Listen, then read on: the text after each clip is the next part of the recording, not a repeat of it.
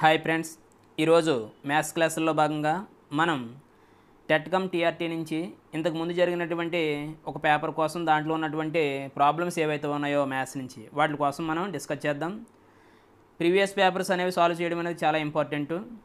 మనం ఎంత బాగా ప్రాక్టీస్ చేసినా కానీ ఎగ్జామినేషన్ పాయింట్ ఆఫ్ వ్యూలో చూసినట్లయితే ఏ విధంగా ఇస్తున్నాడు అనేది గమనించి మనం ప్రిపేర్ అవ్వాల్సి ఉంటుంది.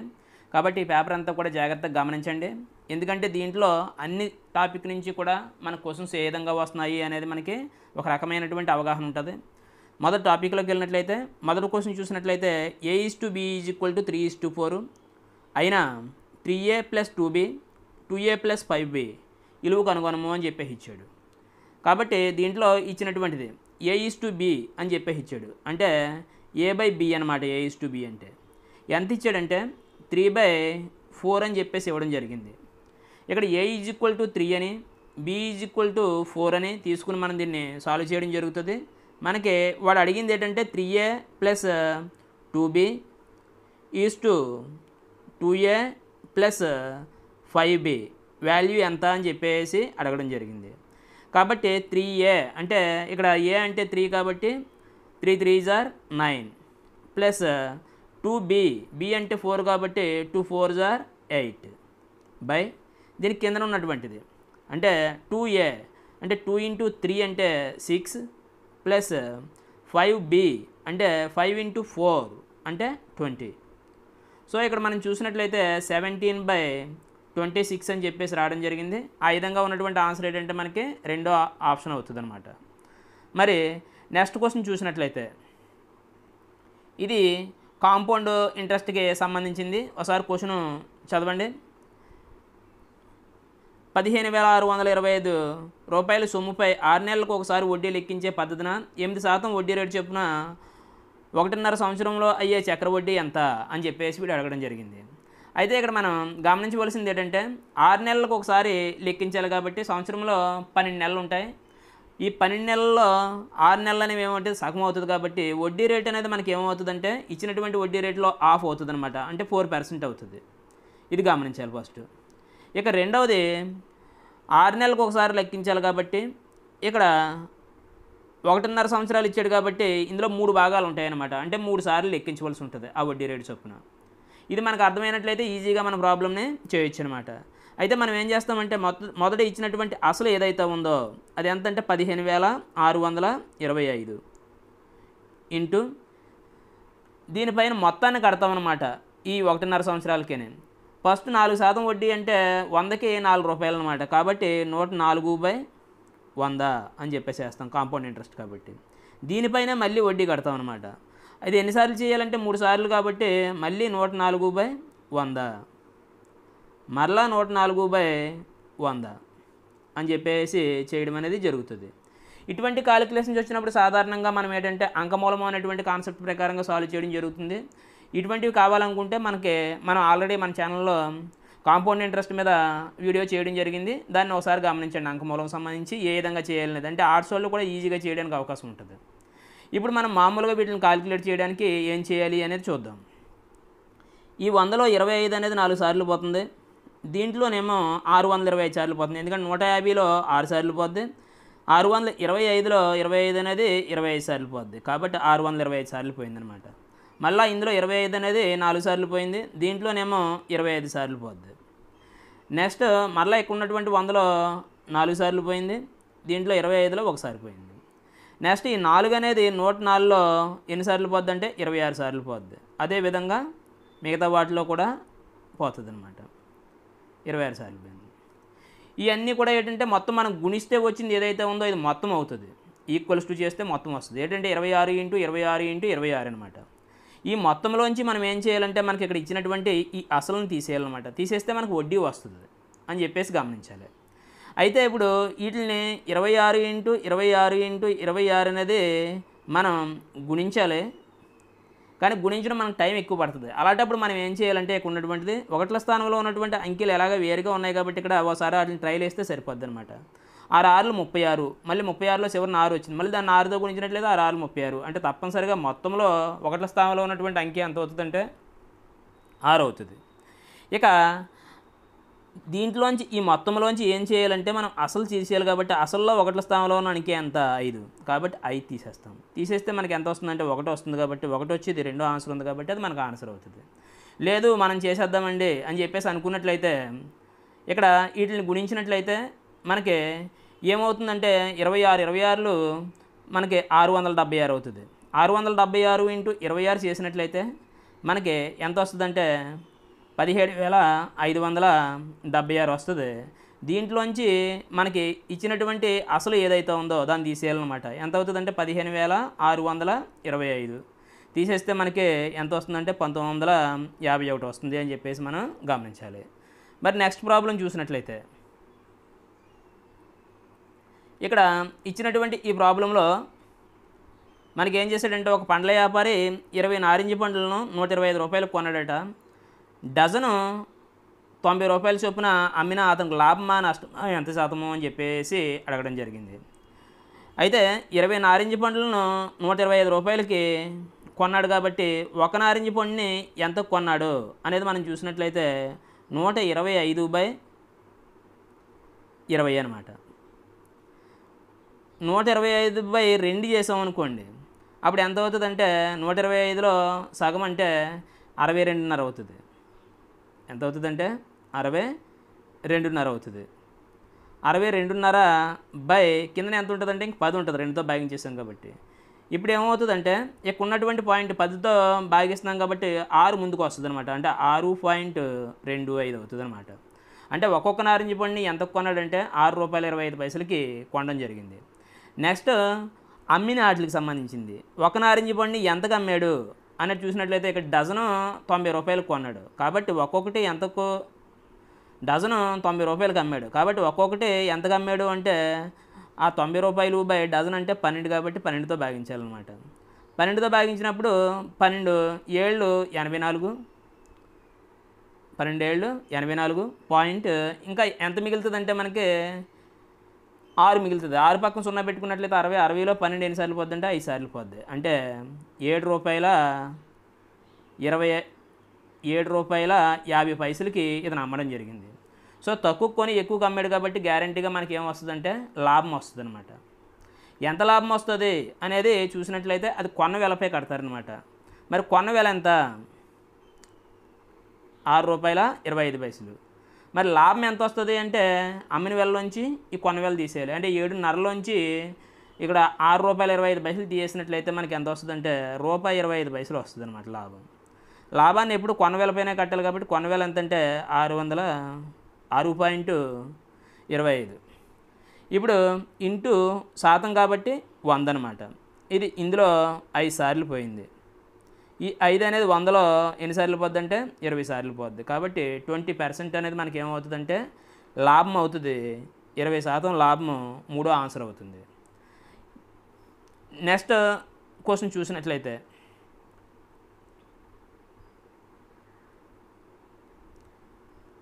ఇక్కడ ఇచ్చినటువంటి ఈ క్వశ్చన్ కూడా మీరు గమనించండి జాగ్రత్తగా ఎలా చేస్తున్నాము అనేది. ఒక పెట్రోల్ ధర 85 రూపాయలను ముందు 4% పెంచి తర్వాత 5% తగ్గించిన ప్రస్తుతం పెట్రోల్ ధర ఎంత అని చెప్పేసి ఇచ్చాడు. కాబట్టి మొదట మనకు ఉన్నటువంటి పెట్రోల్ ధర ఎంతైతే ఉందో అది తీసుకోవాలి. ఎంతంటే 85 రూపాయలు అనమాట. దీన్ని ఏం చేశాడంటే 4% తగ్గించాడు. అంటే 4% అంటే 4/100 వేయాలన్నమాట. సో 4 5లు 20 0 2 ఉంటుంది. 4 8లు 32 32 2ని 34/100 అనమాట. అంటే ఎంత అవుతుందంటే 3.40 అవుతుంది. ఎందుచేత అంటే మనం 100 చేత డివైడ్ చేస్తున్నాం కాబట్టి. ఇది ఏమవుతుందంటే ఇంత పెంచాడు అనమాట. 85 రూపాయలకి ఇంత పెంచాడు కాబట్టి ఆ పెంచింది దీన్ని కలిపేయాలి. కలిపేస్తే 85ని 3.40 అని ఈ రెండు కూడా కూడినట్లయితే ఎంత అవుతుందంటే 88.40 రూపాయలు అవుతుంది. ఇప్పుడు దీని మీద ఏం చేస్తున్నాడంటే 5% తగ్గిస్తున్నాడు.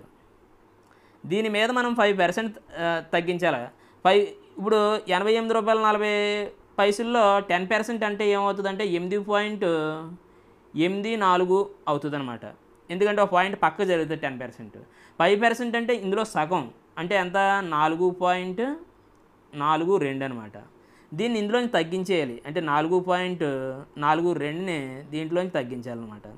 తగ్గించినట్లయితే మనకి చివరిని 8 వస్తుంది, ఇక్కడేమో 9 వస్తుంది, ఇక్కడేమో ఇంక 7 మిగులుతుంది. 7 నుంచి 4 తీసేస్తేనేమో 3 వస్తుంది, ఇక్కడ 8. అంటే 83.98 అనేది మనకి ఇది ఆన్సర్ అవుతుంది అనమాట. మరి నెక్స్ట్ క్వశ్చన్ చూసినట్లయితే ఇది ఈ ప్రాబ్లం ఒకసారి గమనించినట్లయితే -7/8 అనేది 4/9 ఒకటి కలపవలసిన సంఖ్య ఎంత? -7/8 ఉన్నదట. ఈ సంఖ్య అనేది ఏమవ్వాలంటే 4/9 అవ్వాలట. అలా అయితే ఇక్కడ కలపవలసినటువంటి సంఖ్య ఎంత అని చెప్పేసి అడిగాడు. సో దీన్ని ఎక్స్ అనుకున్నాం. ఈ -7/8ని అటు సైడ్ తీసుకెళ్ళినట్లయితే ప్లస్ అవుతుంది అనమాట. కాబట్టి ఎక్స్ ఈక్వల్స్ టు ఏమవుతుందంటే 4/9 ప్లస్ 7/8 అవుతుంది. దీనికి ఎల్సిఎం కట్టినట్లయితే 9 8 72 అవుతుంది. ఈ క్రాస్ చేయాలి ఇలాగా, అంటే 8 4 32 ప్లస్ 9 7 63. మరి ఈ రెండాటిని కూడా యాడ్ చేసినట్లయితే 95/72 అవుతుంది. ఇది లాస్ట్ ఆప్షన్ అవుతుంది ఒకసారి చూసినట్లయితే. మరి నెక్స్ట్ ప్రాబ్లం చూసినట్లయితే ఇక్కడ ఈ ప్రాబ్లం గమనించినట్లయితే ఇది క్యూబులకి సంబంధించింది. జాగ్రత్తగా మనకు ముందు క్యూబులు తెలిసి ఉండాలన్నమాట. మొదట ఏముందంటే 512 ఉంది, ఇది 8 క్యూబ్ అవుతుంది. ఇది మీకు తెలియాలి అంటే సింపుల్గా గుర్తుపెట్టుకోవడానికి ఇంట్లో ఉన్నటువంటి అంకెలన్నిటిని కూడా కూడినట్లయితే 8 వస్తుంది, కాబట్టి 8 క్యూబ్ అనమాట అది. ఇక 729 అనేది 9తో భాగించామనుకోండి 81 వస్తుంది, కాబట్టి 9 క్యూబ్ అవుతుంది అనమాట. ఇది చివరి 9 ఉంది కాబట్టి 9 క్యూబ్ అని చెప్పేసి గుర్తుపెట్టుకోవచ్చు. లాస్ట్ 64 ఉంది. ఈ 64 అనేది ఏంటంటే ఇది ఇక్కడ 4 ఉంది కాబట్టి అది 4 క్యూబ్ అని చెప్పేసి అనుకోవచ్చు అనమాట. 4 4 16 16 4 64, ఇది మనకు తెలుసున్నదే. ఇక ఈ చివరిది ఏదైతే ఉందో అది ఏంటంటే 343.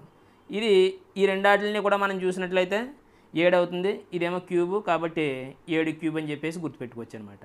సో టోటల్గా ఇవన్నీ మనకు తెలిసాయి కాబట్టి ఈసారి ఈజీగా వేసేయచ్చు అనమాట. వాటిని గుర్తుపెట్టుకోవడం అనేది చాలా ఇంపార్టెంట్. మనకు ఒకటే సింగిల్గా కూడా అడగచ్చు, లేదా అన్నిటిని కలిపి అడిగేసాడు కాబట్టి ఇక్కడ మనం జాగ్రత్తగా ఉంచాలి. ఇక్కడ మనం గమనించినట్లయితే ఫస్ట్ క్యూబులు ఇచ్చాడు కాబట్టి ఇక్కడ మనకి ఇందులో 3లు ఇచ్చాడు, అవి ఇవి క్యూబ్ క్యాన్సిల్ అయిపోతాయి అనమాట. కాబట్టి వాటికి సంబంధించినవి వేస్తే సరిపోద్ది. ఫస్ట్ పైన ఇచ్చినటువంటి దీనికి 512కి ఏమవుతుందంటే మనం అనుకున్నాం 8 క్యూబ్ అనుకున్నాం కాబట్టి -8 వస్తుంది అనమాట. మైనస్ ఉన్నది అక్కడ, బై కింద 9 అనుకున్నాం కాబట్టి 9 ప్లస్ ఇక్కడేమో 4 అనుకున్నాం కాబట్టి 4 బై ఈ కిందని 7 అనుకున్నాం కాబట్టి 7 అనమాట. సో ఇంతకుముందు చేసిన ప్రాబ్లం లాగా ఈ రెండాటికి కాసాకు చూసినట్లయితే ఈ పరస్పర ప్రధాన సంఖ్యలు కాబట్టి మనకి వాటి లబ్ధమే మనకు కాసాగా అవుతుంది, అంటే 63 అనమాట. ఇలా మనం క్రాస్ చేయొచ్చు. 7 8 56 మైనస్ ఉన్నది ఇక్కడ, ఇక్కడ 9 4 36 చూసినట్లయితే -20/63 అనేది మనకి ఏమవుతుందంటే ఆన్సర్ అవుతుంది. అది ఫస్ట్ ఆప్షన్ అవుతుంది. మరి నెక్స్ట్ క్వశ్చన్ చూసినట్లయితే ఇక్కడ ఇచ్చినటువంటి ఈ క్వశ్చన్ అనేది మనకి చిన్న లాజిక్ ద్వారా చేసేయచ్చు. క్వశ్చన్ జాగ్రత్తగా గమనించినట్లయితే అదేంటంటే ఒక 3 అంకెల సంఖ్యలో 100ల స్థానంలోని అంకె 10ల స్థానంలోని అంకెకు 2 రెట్లు అన్నాడు. దీన్ని తీసుకుందాం.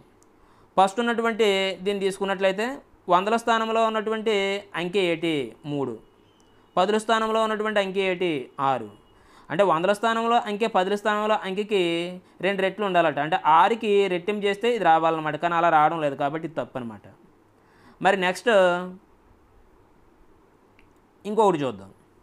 రెండవది ఇది చూసినట్లయితే 100ల స్థానంలో అంకె ఎంత 6, మరి 10ల స్థానంలో అంకె ఎంత 3. అంటే 10ల స్థానంలో అంకెకి 100ల స్థానంలో ఉన్న అంకె ఏమవ్వాలంటే రెట్టింపు అవ్వాలి. దీనికి రెట్టింపు 6 అయిందనమాట, కాబట్టి ఇది అవ్వచ్చు.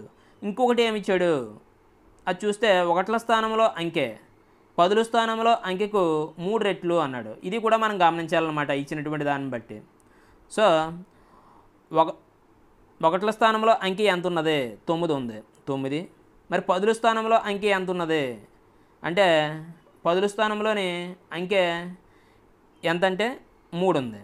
కాబట్టి ఇది ఈ 1ల స్థానంలో ఉన్నటువంటి అంకె ఈ 10ల స్థానంలో ఉన్న అంకెకు 3 రెట్లు ఉండాలి, 3 రెట్లే ఉంది. కాబట్టి మనకి ఇది ఆన్సర్ అవుతుందని చెప్పేసి మనం గుర్తించవచ్చు అనమాట. అలా మనకు అక్కడ ఇచ్చినటువంటి వాటిల్లో ఏదైతే సబ్స్టిట్యూట్ అవుతుందో దాన్ని బట్టి మనం చేసుకుంటే సరిపోద్ది. ప్రత్యేకంగా ఎక్కువగా దీనికోసం కష్టపడవలసిన అవసరం ఉండదన్నమాట. మరి నెక్స్ట్ క్వశ్చన్ చూద్దాం. ఇక్కడ ఇచ్చినటువంటి ప్రాబ్లం చూసినట్లయితే ఇది ఎల్సిఎంకి సంబంధించింది. 18, 24, 30 భాగించినప్పుడు శేషాలు 14, 20, 26 వచ్చే కనిష్ట సంఖ్య ఎంత అని చెప్పేసి అన్నాడు. ఇక్కడ మనం గమనించవలసింది ఏంటంటే కనిష్ట సంఖ్య అన్నాడు కాబట్టి ఫస్ట్ ఇచ్చినటువంటివి ఏవైతే ఉన్నాయో వాటి యొక్క ఎల్సిఎం కనుగొనాలి. అంటే 18, 24, 30 వీటికి ఎల్సిఎం కనుగొనాలి. ఇందులో 3 పోతుంది. 3 6 సార్లు పోతుంది దీంట్లోనేమో 8 సార్లు పోతుంది, 30లోనేమో 10 సార్లు పోతుంది. నెక్స్ట్ 2 పోద్ది. 2 ఎన్ని సార్లు పోతుందంటే 2 దీంట్లో 3 సార్లు పోయింది, దీంట్లోనేమో 4 సార్లు, దీంట్లోనేమో 5 సార్లు. మనం మల్టిప్లై చేసినట్లయితే 2 5లు 10, ఇక్కడ 3 3 9, 9 4 36 అంటే 360 అయిందనమాట. అయితే ఇది మనకు ఆన్సర్ అవ్వదు, ఇందులో కూడా లేదు అది. మరి ఏది ఆన్సర్ అవుతుంది అంటే ఇక్కడ శేషాలు ఇచ్చాడు, వీటిని ఉపయోగించుకోవాలన్నమాట. 18తో భాగించినప్పుడు 14 రావాలట, దానికి దీనికి తేడా ఏంటంటే 4 అనమాట. 24తో భాగించినప్పుడు 20 రావాలట, దానికి దీనికి తేడా ఏంటంటే 4. 30తో భాగించినప్పుడు 26 రావాలట, దానికి దీనికి తేడా 4. కాబట్టి 4 వస్తుంది. కాబట్టి దీంట్లోంచి ఆ 4 తీసేయాలన్నమాట. తీసేసినట్లయితే మనకి ఎంత అవుతుందంటే 356 అవుతుంది. 356 అవుతుంది. ఇది ఆన్సర్. కాబట్టి ఈ రెండోది అవుతుంది. ఇది ఏమీ అవసరం లేకుండానే మన కాసాగు కూడా చేయవలసిన అవసరం లేకుండానే మనం చేయొచ్చు అనమాట. అది ఎలా చేయాలి అనేది చెప్తాను, ఆర్ట్స్ వాళ్ళకి బాగా ఉపయోగపడుతుంది. చూడండి, ఇక్కడ మనం గమనించవలసినటువంటి విషయం ఏంటంటే ఏదో ఒకటి తీసుకోవాలి, ఈజీగా ఉన్నది. ఇంకో 30 ఉన్నది. ఈ 30తో భాగించినప్పుడు శేషం ఎంత రావాలి? 26 రావాలట. అలా వచ్చేది ఏముందో చూద్దాం. ఇక్కడ 364 ఉంది. ఇక్కడ 30 12 చూసినట్లయితే 360 అవుతుంది. 30 12 చూసినట్లయితే 30 × 12 అంటే 360 అవుతుంది. శేషం ఎంత వస్తుంది? 4 వస్తుంది. కాబట్టి మనకి ఎంత రావాలి? 26 రావాలి. కాబట్టి ఇది ఆన్సర్ కాదనమాట. నెక్స్ట్ దీనికి చూద్దాం. దీనికి చూసినట్లయితే ఎంతది? 30తో కాబట్టి దీని దగ్గరగా ఉండేది ఏమవుతుంది అంటే 30 11 అనమాట. 30 11 330 అవుతుంది. ఇక మిగిలింది ఎంత ఉంటుంది? 26 ఉంటుంది. సో అది ఆన్సర్ ఇది వచ్చింది. కాబట్టి ఈ మనకి రెండోది మనకు ఆన్సర్ అవుతుంది అని చెప్పేసి మనం గుర్తించవచ్చు అనమాట. అలా మనం అది మనకు రాకపోయినా కానీ దాంట్లో ఉన్నవే మనం ఈజీగా చేయొచ్చు అనమాట. జాగ్రత్తగా మీరు గమనించుకోవాలి. మరి నెక్స్ట్ ప్రాబ్లం చూసినట్లయితే ఇక్కడ ఒక పాఠశాలలో 35% మంది విద్యార్థులు పాఠశాలకు సైకిల్పై వచ్చిన దాన్ని వృత్తరేఖా చిత్రంలో చూపే సెక్టర్ కేంద్రం వద్ద కోణం ఎంత అని చెప్పేశాడు. ఇక వృత్తరేఖా చిత్రం అనమాట. దీని పై డయాగ్రామ్ అని చెప్పేసి అంటారు. ఒక వృత్తంలోని దీన్ని ఒక భాగం కింద చూపిస్తాం అనమాట. అలా చూపించేటప్పుడు ఏం చేస్తామంటే ఎంత పర్సెంటేజ్ అన్నాడంటే 35% అన్నాడు. కాబట్టి 35% అంటే 35/100 ఇంటూ దేంట్లో చెప్పాలి? ఇది వృత్త కేంద్రం వద్ద చేసే కోణం ఎంత? ఒక వృత్తం తీసుకున్నట్లయితే వృత్త కేంద్రం వద్ద ఏర్పడే కోణం ఎంత అవుతుందంటే 360 డిగ్రీలు అవుతుంది అనమాట. అందువల్ల ఇంటూ 360 డిగ్రీలు వేయాలి. వేసినట్లయితే ఈ 0 0 క్యాన్సిల్. 5 అనేది దీంట్లో 2 సార్లు పోద్ది, దీంట్లోనేమో 7 సార్లు పోద్ది. ఈ 7 అనేది 36లో 18 సార్లు పోద్ది. ఇక 7 8 56, 6 5, 7 1 7, 7 5 12 అనమాట. అంటే 126 డిగ్రీలు అవుతుంది. కాబట్టి ఇదనమాట. మరి మాస్టర్ ఇదేమీ లేకుండా మనం చేయలేమా అంటే ఇది తప్పనిసరి చేయాలి. ఇది అవసరం లేకుండా కూడా మనం చేయడానికి అవకాశం ఉంటుంది అనమాట. ఎలా అంటే ఇక్కడ చిన్న లాజిక్ మనం గమనించాలి.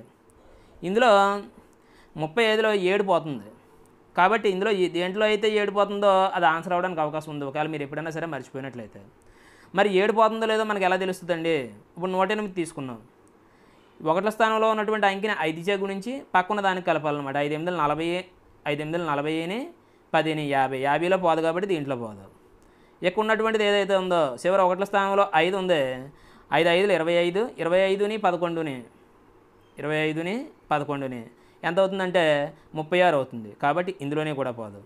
ఇక్కడ చూసినట్లయితే 6 ఉంది. 6 5లు 6ని 5 చేత గుణించాలి. 6 5లు 30ని 12ని 30 12ని 42. కాబట్టి ఇందులో 7 పోతుంది కాబట్టి ఇందులో పోతుంది అనమాట. కాబట్టి ఆ విధంగా మనం గమనించవచ్చు. మరి నెక్స్ట్ ప్రాబ్లం చూసినట్లయితే ఇక్కడ ఇచ్చినటువంటి ఈ దత్తాంశం యొక్క అంకమధ్యం కనుగొమంటున్నాడు.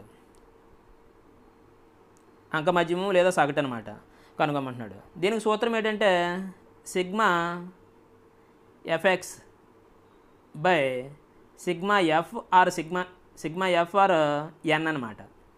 సో అంటే మనం ఏం చేయాలంటే ఈ రెండాటిని గుణించి కలపాలి. కలిపిన తర్వాత వచ్చిన దాన్ని ఇందులో మొత్తం రాసులు ఎన్ని ఉన్నాయి అనేది రాసుల సంఖ్య చేత భాగించాలన్నమాట. ఇది మనం చేయవలసినటువంటి పని. కాబట్టి మొదట ఏం చేద్దామంటే మనం సిగ్మా ఎఫ్ఎక్స్ కనుగొందాం. సిగ్మా ఎఫ్ఎక్స్ అంటే అర్థం ఏంటంటే ఇక్కడ ఉన్నటువంటి ఈ రాసుల యొక్క గుణించి వాటి యొక్క మొత్తాన్ని కలపాలన్నమాట. అంటే ఫస్ట్ది ఎంతంటే 15, తర్వాత 30, తర్వాత 28, నెక్స్ట్ 8 రెళ్ళు 16, 9 ఆరులు 54. వీటిని కూడాలి. ఇది సిగ్మా ఎఫ్ఎక్స్ అనమాట. ఇది 10, 10ని 8ని 18, 18 5ని 23, 3 2 2 ఉంటుంది. 2 1ని 3 3 3 6 6 2 8 8ని 6ని 14. అంటే ఎంత వచ్చిందంటే 143 వచ్చింది సిగ్మా ఎఫ్ఎక్స్ బై ఎన్ కట్టాలి. అంటే ఈ పౌనఃపున్యాల యొక్క మొత్తం అన్నమాట. ఎంత అంటే 5 3ని 5ని 8 8ని 4ని 12 12ని 8ని 20 20 అనమాట. ఇది ఇప్పుడు ఏంటంటే దీన్ని ఫస్ట్ 2 చేత భాగిస్తే అంటే 143లో సగం అంటే ఎంత 2 చేత భాగిద్దాం, తర్వాత 10 చేత భాగిద్దాం. అంటే 71.5 71.5. ఇప్పుడు దీన్ని 10 చేత భాగించామనుకోండి, అప్పుడు పాయింట్ కొంచెం అటు జరుగుతుంది కాబట్టి 7.15 అవుతుంది అనమాట. అందువల్ల మనకు రెండోది ఆన్సర్ అవుతుంది. మరి నెక్స్ట్ ప్రాబ్లం చూసినట్లయితే ఇక్కడ ఇది మనకు టెక్స్ట్ బుక్లో ఉన్న ప్రాబ్లమే. మనం చేసుకున్నటువంటి వీడియోలో వీటిలన్నిటిని కూడా డిస్కస్ చేయడం జరిగింది. ఒకసారి మీకు కావాలనుకున్నట్లయితే ఆ వీడియో తీసుకుని చూసినట్లయితే మీకు బాగా అర్థమవుతుంది. ఒక చతురస్రం యొక్క వైశాల్యం 49 చదరపు సెంటీమీటర్లు. దాని చుట్టుకొలతతో సమానమైన చుట్టుకొలత గల దీర్ఘచతురస్రం యొక్క పొడవు 9.3 సెంటీమీటర్లు. అయినా దీర్ఘచతురస్రం యొక్క ఎడల్పు ఎంత అని చెప్పేసి అడిగాడు. అయితే ఇక్కడ ఏంటంటే చతురస్రం యొక్క వైశాల్యం ఏమవుతుందంటే ఏ స్క్వేర్ ఈజ్ ఈక్వల్ టు ఎంత అంటే 49 అవుతుంది. మరి ఇక్కడ ఏ ఈజ్ ఈక్వల్ టు ఎంత అవుతుంది 7 అవుతుంది. అంటే చతురస్రం యొక్క భుజం 7 అయింది. మరి చతురస్రం యొక్క చుట్టుకొలత ఎంత అవుతుంది అంటే 4A 4 భుజాలు ఉంటాయి కాబట్టి 4 ఇంటూ భుజం అనమాట. 4 7 28 అయింది. మరి దీర్ఘచతురస్రం యొక్క పొడవు ఇచ్చాడు. ఈ చతురస్రానికి సమానమైనటువంటి చుట్టుకొలత ఉండాలన్నమాట దీర్ఘచతురస్రానికి. కాబట్టి దీర్ఘచతురస్రం యొక్క చుట్టుకొలత ఏంటంటే 2 into L plus B equals to దేని చుట్టుకొలత సమానం అవ్వాలి చతురస్రం యొక్క చుట్టుకొలత సమానం అవ్వాలి. అంటే 28 సమానం అవ్వాలన్నమాట. అంటే ఇది 14. అంటే L ప్లస్ బి అనేది ఎంత అవ్వాలంటే 14 అవ్వాలి. ఇక్కడ L ఇచ్చేసాడు 9.3 ఇచ్చాడు. 9.3కి ఏది కలిపితే 14 అవుతుంది దీంట్లోనే. ఇందులో ఇది కానీ కలిపితే ఎక్కువ అవుతుంది. కాబట్టి ఈ 4.7 కలిపినట్లయితే దానికి ఎంత అవుతుందంటే 14 అవుతుంది. కాబట్టి ఇది మనకు ఆన్సర్ అవుతుంది అనమాట. ఆ విధంగా మనం నోట్ లెక్కలని కూడా వీటిని కట్టడానికి అవకాశం ఉంటుంది. మరి నెక్స్ట్ ఇచ్చినటువంటిది ఇది మనం దీన్ని చెయ్యాలి గుణించడం. ఇదంతా కూడా చాలా పెద్ద ప్రాసెస్, కానీ నేను చాలా ఈజీగా ఏ విధంగా చేయాలన్నది చెప్తాను, జాగ్రత్తగా వినండి. ఇంతకుముందు నేను చెప్పినటువంటి వీడియోల్లో కూడా దీనికోసం ఎక్స్ప్లెయిన్ చేయడం జరిగింది, జాగ్రత్తగా గమనించండి. దీంట్లో ఏం చేయాలంటే ఇక్కడ ఉన్నటువంటి వాటిలో ఏ యొక్క వాల్యూ కావాలంటే ఇక్కడ x = 1 y = 1 ప్రతిక్షేపించాలి. అంటే సింపుల్గా చెప్పాలంటే వీటి యొక్క గుణకాలు కూడితే సరిపోద్ది. అంటే ఏలోనే 3 -2 ఇక్కడ 1 అంటే ఎంత అవుతుందంటే దీని యొక్క వాల్యూ మొత్తం ఆ మూడాటిని కూడా కూడామనుకోండి. ప్లస్లు ఎంత ఉన్నాయంటే 4 మైనస్ ఏమో 2 అంటే 2 అవుతుంది అనమాట. ఏ యొక్క వాల్యూ 2 అవుతుంది. మరి బి యొక్క వాల్యూ ఎంత అవుతుంది 5 -3 -2 అంటే ప్లస్లో ఏమో 5 వచ్చింది, మైనస్ ఏమో 5 వచ్చింది. కాబట్టి మొత్తం చూస్తే 0 వచ్చింది. మనకు కావాల్సింది ఏంటంటే 5a మైనస్ b ఎంత అవుతుంది? 5 రెళ్ళు 10 మైనస్ b అంటే 0 కాబట్టి 10 అవుతుంది అనమాట. 10 వచ్చింది, ఇందులో ఏమవుతుందో అది ఆన్సర్ అవుతుంది. ఇక్కడ వీటి యొక్క గుణకాలు కూడామనుకోండి ఎంత అవుతుంది చూడండి, ప్లస్లు చూడండి. ఫస్ట్ 10ని 9ని 19 మైనస్ 7 అంటే 12 కాబట్టి ఇది ఆన్సర్ కాదనమాట. ఇక్కడ 5ని 14ని 19 19ని 7ని 26 కాబట్టి ఇది కూడా ఆన్సర్ కాదు. ఇక్కడ 10ని ప్లస్లేమో 10 వచ్చాయి, 10ని 7ని 17 మైనస్లేమో -7 అంటే 17 మైనస్ 7 అంటే ఎంత అవుతుందంటే 10 అవుతుంది. ఇది మనకు ఆన్సర్ అవుతుందన్నమాట. ఈ విధంగా మనం చేయొచ్చు ఈజీగా. అదే చివరి చూసినట్లయితే 9 7ని 16 16 మైనస్ 7 అంటే 9 అనమాట. కాబట్టి ఇది కూడా ఆన్సర్ కాదు. ఈ విధంగా మనం చేయొచ్చు. ఏ విధమైన కాలిక్యులేషన్ చేయవలసిన అవసరం లేకుండానే చేయడానికి అవకాశం ఉంటుంది అనమాట. మరి నెక్స్ట్ ప్రాబ్లం చూసినట్లయితే ఇక్కడ ఇచ్చినటువంటి ఈ ప్రాబ్లం గమనించినట్లయితే రాంబస్ యొక్క కర్ణాలు వరుసగా 16 సెంటీమీటర్లు 30 సెంటీమీటర్లు అయినా దాని చుట్టుకొలత ఎంత అని చెప్పేసి ఇచ్చాడు. ఇక్కడ మనం ఈ ప్రాబ్లం సాల్వ్ చేసేటప్పుడు ఒక రాంబస్ తీసుకున్నాం అనుకోండి. మనం ఆల్రెడీ ఇంతకుముందు క్షేత్రగణితము అనేటువంటి ఆ టాపిక్లో దీనికోసం చతుర్భుజాలు అనేటువంటి టాపిక్లో చర్చించడం జరిగింది. జాగ్రత్తగా చూడండి ఒకసారి. దీని యొక్క కర్ణాలు ఇవి. ఈ కర్ణాలు అనేవి ఏమవుతాయంటే లంబ సమీకరణం చేసుకుంటాయి. కాబట్టి ఈ మొత్తం 16 అయినట్లయితే ఒకటి ఏమవుతుందంటే 8 అవుతుంది, ఒకటి 30 అయినట్లయితే ఇంకోటి ఏమవుతుందంటే 15 అవుతుంది. అయితే వీడు ఏమన్నాడంటే దీని యొక్క చుట్టుకొలత ఎంత అని చెప్పేసి అన్నాడు. దీన్ని చేసుకోవడానికి ముందు మనకి లంబకోణ త్రిభుజం యొక్క శీర్షాల కోసం చెప్పాలి. లంబకోణ త్రిభుజం యొక్క శీర్షాల కోసం చెప్పేటప్పుడు సపోజ్ ఒక శీర్షం 3 అయిందనుకోండి, దీన్ని స్కేర్ చేసినట్లయితే 9 అవుతుంది. దాన్ని సగం చేస్తే 4.5 అవుతుంది, ఒకటి 4ని ఇంకోటి ఏమో 5 అవుతాయి అన్నమాట. అదే 5 తీసుకున్నాం అనుకోండి, బేస్ యాంగిల్ తీసుకున్నాను, 5 తీసుకున్నాం అనుకోండి, దీన్ని స్కేర్ చేస్తే 25 అంటే 12.5 అవుతుంది. అంటే ఒకటి 12ని ఇంకోటి ఏమో 13 అవుతాయి అన్నమాట. పైథాగరస్ త్రికాలు అంటారు ఇట్లని. అదే 7 తీసుకున్నాం అనుకోండి, 7 స్క్వేర్ అంటే 49 49 సగం చేసాం అనుకోండి, అప్పుడు ఏమవుతుందంటే 24.5 అవుతుంది. ఒకటేమో 24ని ఇంకోటేమో 25 అవుతుంది. అదే సరిసంఖ్య 8 తీసుకున్నట్లయితే దీన్ని స్కేర్ చేయాలి, ఎంత అవుతుందంటే 64 అవుతుంది. దాంట్లో సగం చేయాలి 32 అనమాట. ఇప్పుడు ఇది ఏమవుతుందంటే 2 తేడాగా ఉండేటట్టు చేస్తామన్నమాట. అంటే సగం చేస్తే 16 అవుతుంది, దాని ముందున్నదే 15, ఇంకోటేమో 17 అవుతుంది అనమాట. ఇవి మనకు గుర్తున్నట్లయితే పైథాగరస్ త్రికాలు అనేవి ఇక్కడ ఈజీగా చేయడానికి అవకాశం ఉంటుంది అనమాట. అంటే ఇందులో మనం గమనించింది ఏంటంటే ఇవన్నీ గుర్తుపెట్టుకోవాలి. పైథాగరస్ త్రికాలు ఏవైతే ఉన్నాయో వాటిలన్నిటిని కూడా మనం జాగ్రత్తగా గుర్తుపెట్టుకోవాలి. ఇక్కడ మనం గమనించింది ఏంటంటే ఇది లంబకోణ త్రిభుజం కాబట్టి ఈ లంబకోణ త్రిభుజంలో ఒకటి 8ని ఇంకోటి ఏమో 15 అయింది కాబట్టి ఇంకోటి ఏమవుతుందంటే 17 అవుతుంది. ఇక్కడ 4 భుజాలు సమానంగా ఉంటాయి కాబట్టి దాని యొక్క చుట్టుకొలత 4 × 17 అవుతుంది. చతురస్రంలాగే 4 7 28 8 2 4 1 4 2ని 6 అవుతుంది, 68 అవుతుంది అనమాట. కాబట్టి ఫస్ట్ ఆన్సర్ మనకు ఆన్సర్ అవడం అనేది జరుగుతుంది. మరి నెక్స్ట్ క్వశ్చన్ చూసినట్లయితే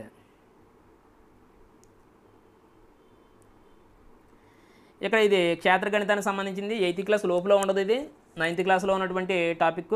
కానీ వీడు తప్పనిసరిగా దీని నుంచి అడగడం జరుగుతుంది. ఒక క్రమ వృత్తాకార స్తూపం యొక్క భూవ్యాసార్థం 7 సెంటీమీటర్లు, దాని ఎత్తు 14 సెంటీమీటర్లు, అయినా ప్రక్కతల వైశాల్యం ఎంత అన్నాడు. ఒక స్తూపం తీసుకున్నట్లయితే స్తూపం ఎలా ఉంటుంది, దీని యొక్క వ్యాసార్థం ఏమో 7 సెంటీమీటర్లట, ఎత్తు ఏమో 14 సెంటీమీటర్లట. అలా అయినట్లయితే దీని యొక్క ప్రక్కతల వైశాల్యం ఎంత అని చెప్పేసి అడిగాడు. ప్రక్కతల వైశాల్యము = సూత్రం ఏమవుతుందంటే ఈ భూమి యొక్క చుట్టుకొలత ఏదైతే ఉందో అది ఇంటూ ఎత్తు అనమాట. భూమి యొక్క చుట్టుకొలత వృత్తాకారంలో ఉంది కాబట్టి 2πr ఇంటూ ఏమవుతుందంటే హెచ్ అనమాట, అంటే 2πrh. అలా గుర్తుపెట్టుకోవాలి. అదే ఘనపరిమాణం అడిగాడు అనుకోండి, భూమి యొక్క వైశాల్యము ఇంటూ ఎత్తు అనమాట, అంటే πr² × h అవుతుంది. అలా గుర్తుపెట్టుకున్నట్లయితే మనకి ఈజీ గుర్తుంటుంది. దీంట్లో వీటిని సబ్స్టిట్యూట్ చేసినట్లయితే మనకు ఆన్సర్ వస్తుంది, అంతే ఈజీ. 2 × π అంటే 22/7 ఇంటూ r అంటే 7 ఇంటూ h అంటే 14. సో ఇలాగా క్యాన్సిల్ అవుతుంది. తర్వాత 22 44, ఈ 44ని 14తో గుణించినట్లయితే 14 4 56 6 5 14 4 56, 56ని 5ని 61 అనమాట. అంటే 616 అవుతుంది. అయితే ఇది ఏం చేయవలసిన అవసరం లేకుండానే చేయడానికి కూడా మనకి అవకాశం ఉందన్నమాట. అది ఏంటంటే సాధారణంగా వృత్త వైశాల్యం కానీ ఏవైనా ఇచ్చినప్పుడు ఈ పై వచ్చినటువంటి సూత్రాలు ఉన్నవి ఏవైనా వచ్చినప్పుడు మనం ఏం చేయొచ్చు అంటే దేంట్లో అయితే 11 చేత భాగించబడుతుందో అటువంటి దాన్ని ఆన్సర్ కింద మనం గుర్తించాలన్నమాట. అంటే ఇప్పుడు 11తో భాగించబడాలంటే ఏమవ్వాలి? ఈ రెండాటిని కూడి మధ్యలో తీసేస్తే 11 యొక్క గుణిజం అవ్వాలి. అంటే 0 అన్న అవ్వచ్చు లేదా 11 అన్న అవ్వచ్చు అనమాట. చూడండి, 2 కలిపితే 11, దాంట్లోంచి 1 తీస్తే 10 కాబట్టి ఇది భాగించబడదు అనమాట, క్యాన్సిల్. ఇక్కడ చూసినట్లయితే ఫస్ట్ 2 కూడా కూడితే 12, 12లోంచి 1 తీసేస్తే 11, ఆ 11లో 11 పోతుంది కాబట్టి ఇది ఆన్సర్ అవుతుంది. మిగతావి కూడా చూసుకోండి, ఆ ఎట్టి పరిస్థితుల్లోని కూడా ఆన్సర్లు కావు. అలా మనం ఈజీగా అసలు ఏ విధమైన కష్టం అవసరం లేకుండా ఈజీగా చేయొచ్చు అనమాట. ఇక నెక్స్ట్ ఇక్కడ ఇచ్చినటువంటి ఈ క్వశ్చన్ చూసినట్లయితే ఇది బీజగణితానికి సంబంధించింది. జాగ్రత్తగా దీన్ని ఆలోచన చేయాలి. చూడండి ఒకసారి. x² + 1/x² = 23 అయినా x + 1/x = ఎంత అన్నాడు. దీని ప్రాసెస్ ప్రకారంగా చెప్తాను, తర్వాత ఈజీగా ఏ విధంగా చేయాలనేది చూద్దాం. x² + 1/x² = 23 అన్నాడు. దీనికి ఏం చేయాలంటే 2 కలపాలన్నమాట ఇరువైపులని. x² + 1/x²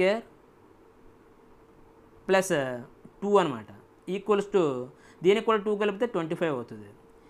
ఇదంతా కూడా మనకి ఏమవుతుందంటే x + 1/x² అవుతుంది అనమాట. x + 1/x² = 25 అవుతుంది. మనకి x + 1/x కావాలనుకుంటే ఇటు సైడ్ దానికి ఏమవుతుందంటే రూట్ వస్తుంది అనమాట. కాబట్టి మనకి ఏమవుతుందంటే 5 అవుతుంది. ఇది మనకి ఆన్సర్ అనమాట. మరి మనం ఈజీగా ఏ విధంగా చేయాలి, ఇది ప్రాసెస్ ఈజీగా ఏ విధంగా చేయాలనేది మనం చూసినట్లయితే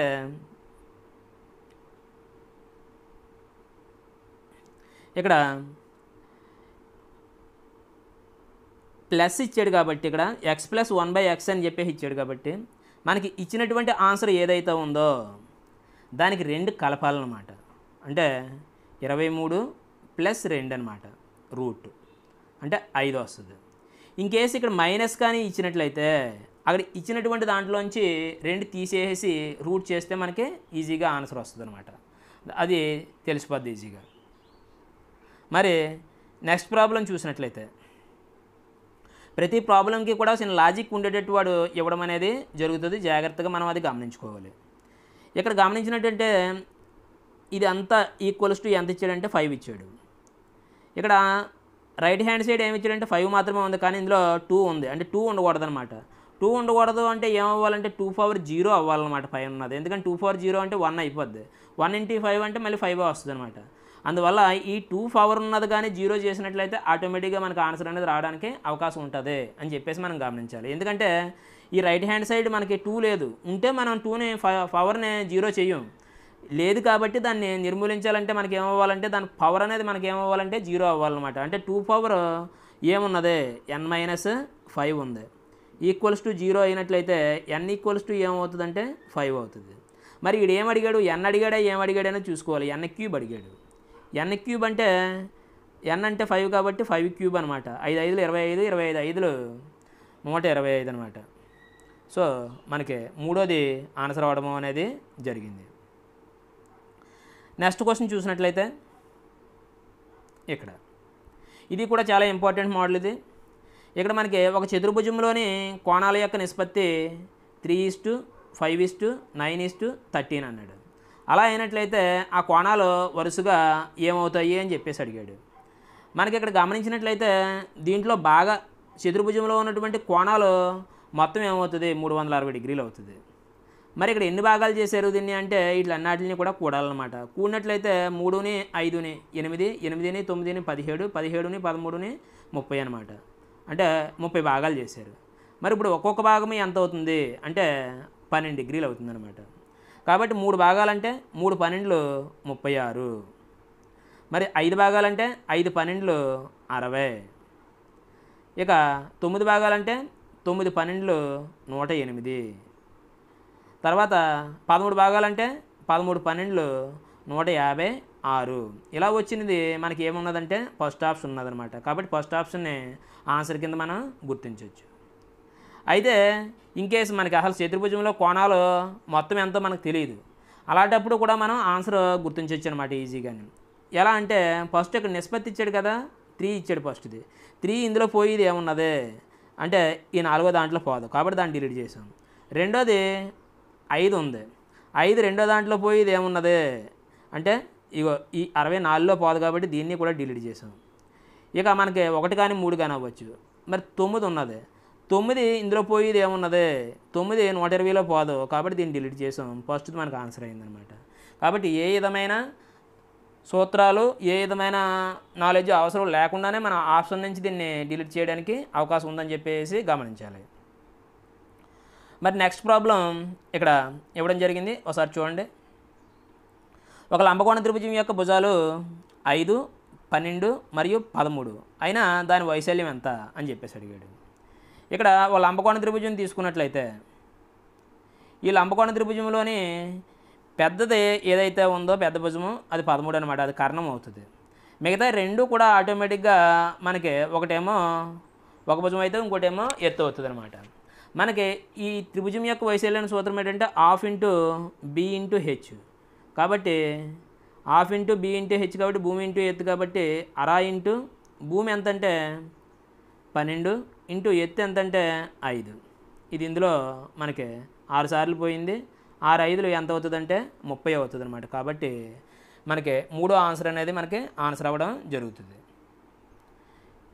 ఇక నెక్స్ట్ ప్రాబ్లం ఇది చూసినట్లయితే కొంచెం కాంప్లికేటెడ్గా ఇవ్వడం జరిగింది కాబట్టి ఒకసారి జాగ్రత్తగా వినండి. ఒక సమద్విబాహు త్రిభుజం యొక్క చుట్టుకొలత 30, దాని సమాన భుజాలు 12 అయినా ఆ త్రిభుజ వైశాల్యం ఎంత అన్నాడు. సమాన భుజాలు అంటే సమద్విబాహు త్రిభుజంలో 2 భుజాలు సమానం కాబట్టి ఒకటి 12 ఇంకోటేమో 12. మరి చుట్టుకొలత అంటే 3 భుజాల యొక్క మొత్తం కాబట్టి ఈ రెండాటిని కలిపితే 24 అయింది కాబట్టి ఇంకోటి ఏమవుతుందంటే 6 అవుతుంది అనమాట. మరి ఇక్కడ దీని యొక్క వైశాల్యం కావాలన్నాడు. మన లంబకోణ త్రిభుజంలో అయితే డైరెక్ట్గా వైశాల్యాన్ని సూత్రం వేసేయచ్చు, ½ ఇంటూ బి ఇంటూ హెచ్ అని చెప్పేసి. లేదా సమబాహు త్రిభుజంలో ఏమో √3/4 a² అని చెప్పేసి వేయచ్చు. కానీ ఇక్కడ మనకి ఏంటంటే ఇది సమద్విబాహు త్రిభుజం కాబట్టి దీంట్లో మనకి ఆ విధమైనటువంటి అవకాశం లేదు. కాబట్టి మనం వేయవలసినటువంటి సూత్రం ఏంటంటే s into s minus a into s minus b into s minus c అనేటువంటి సూత్రాన్ని మనం ఇక్కడ ఉపయోగించవలసి వస్తుంది అనమాట. మరి s అంటే ఏంటి అంటే చుట్టుకొలతలో సగం అనమాట. అంటే ఏమవుతుందంటే అక్కడ చుట్టుకొలత అనేది 30 కాబట్టి దాంట్లో సగం అంటే 15 అనమాట. s మైనస్ a అంటే 15 మైనస్ 12 అంటే 3 ఇంటూ మళ్ళీ s మైనస్ a అంటే మళ్ళీ 12 అంటే 3. ఇక్కడ s మైనస్ a అంటే 15 మైనస్ 6, 15 మైనస్ 6 అంటే 9. ఇక్కడ చూసినట్లయితే ఈ రూట్లో ఉన్నటువంటి 9 81, √81 అంటే మనకి ఏమవుతుందంటే 9 రూట్లో ఎంత ఉంటుందంటే 15 మిగులుతుంది అనమాట. కాబట్టి 9√15 అనేది మనకి ఆన్సర్ అవుతుంది. నెక్స్ట్ ప్రాబ్లం చూసినట్లయితే చూడండి, ఇక్కడ గమనించండి. a = 0, b = -a2, c = 2 అయినా దీని యొక్క వాల్యూ కనుగొమన్నాడు. కాబట్టి ఇక్కడ a = 0 కాబట్టి ఏ ఎక్కడ ఉన్నదో అవన్నీ కూడా మనకి ఏమవుతాయంటే 0లు అవుతాయి. కాబట్టి ఇక్కడ ఏ ఉన్నది ఇక్కడ ఏ ఉన్నది కాబట్టి 2 0లు అవుతాయి. మనం మిగిలింది ఏంటంటే -7b² మాత్రమే మిగిలింది. -7 ఇంటూ b అంటే ఎంత, b అంటే -8 అనమాట. మైనస్ స్క్వేర్ చేస్తే మనకి ఏమవుతుందంటే ప్లస్ అయిపోద్ది కాబట్టి 64 అవుతుంది అనమాట. +64 అవుతుంది. అంటే -7 4 28 8 2 7 6 42 42 2 44 కాబట్టి -448 అనేది మనకి ఆన్సర్ అవ్వడం జరిగింది.